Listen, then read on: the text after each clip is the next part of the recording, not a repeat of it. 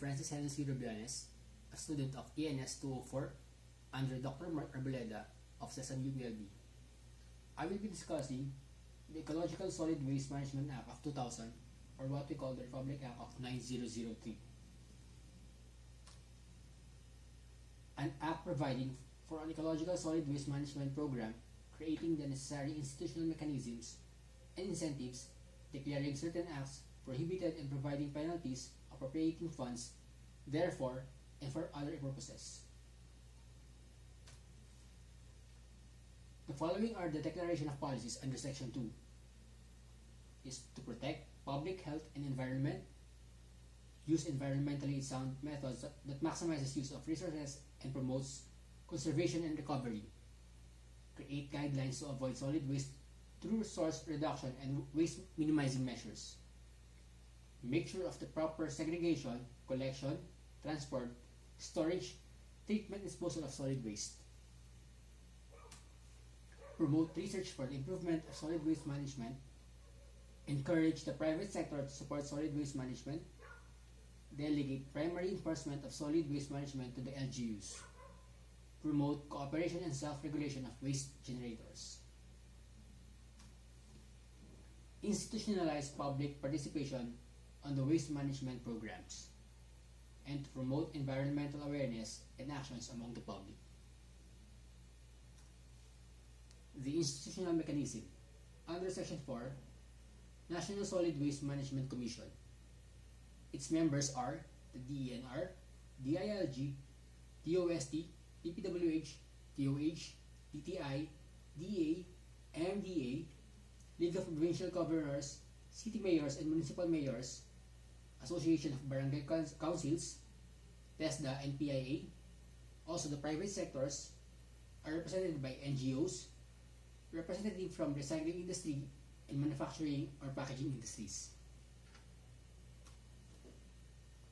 The National Ecology Center, under Section 7, it is a center that would be under the Commission and will provide consultation, training information, and networking services for the implementation of the Act. The pictures are the NEC from Diliman, Quezon City.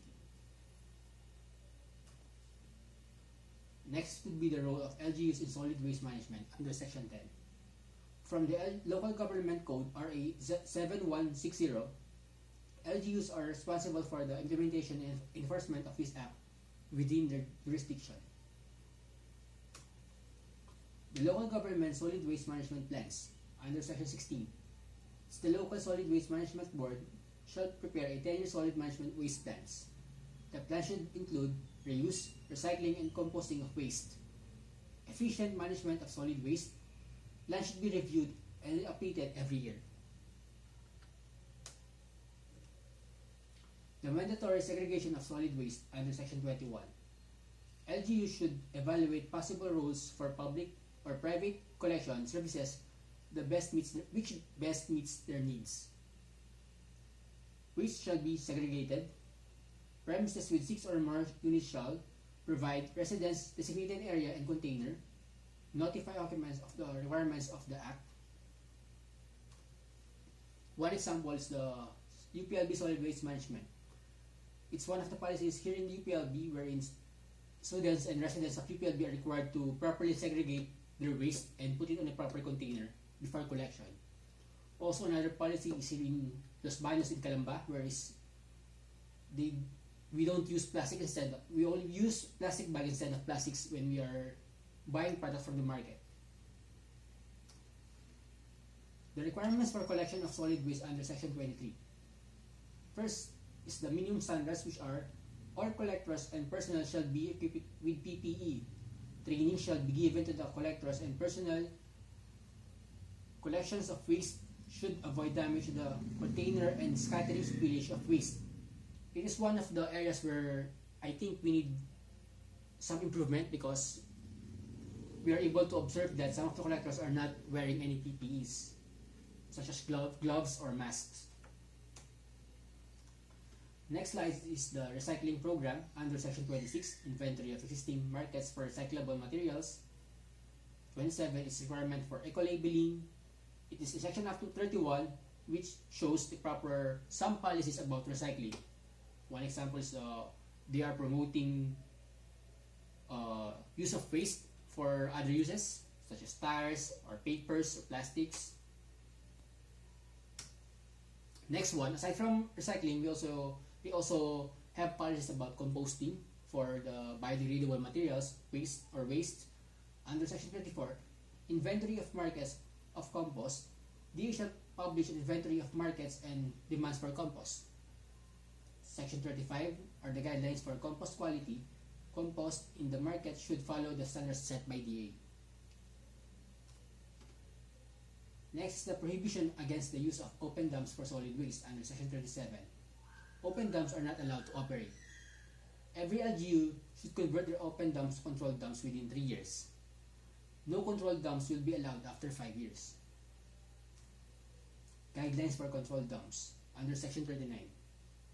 Regular inert cover, surface water and peripheral site drainage control, provision for aerobic and anaerobic decomposition, restriction of waste deposition to small working areas, fence including provisions for litter control, basic record keeping, provision of maintained access road, controlled waste picking and trading, post-closure site cover and vegetation, and hydrogeological site seating.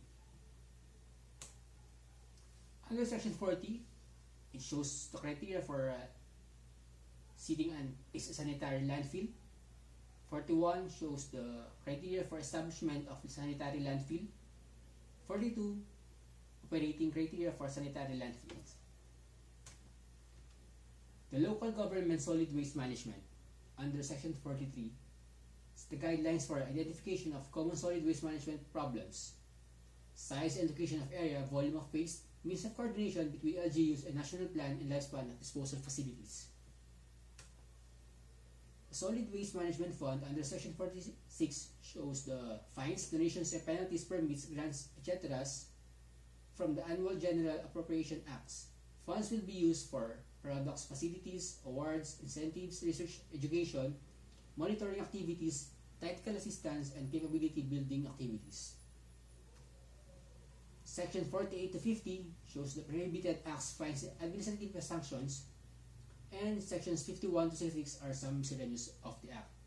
One example for the prohibited acts was the importation of waste from Canada here in the Philippines, where they dump waste from Canada are dumped here in the Philippines, and specifically in Tarlac, which is now being reviewed by our policymakers, which sanctions should be filed against Canada. And here is my reference for this presentation. Thank you.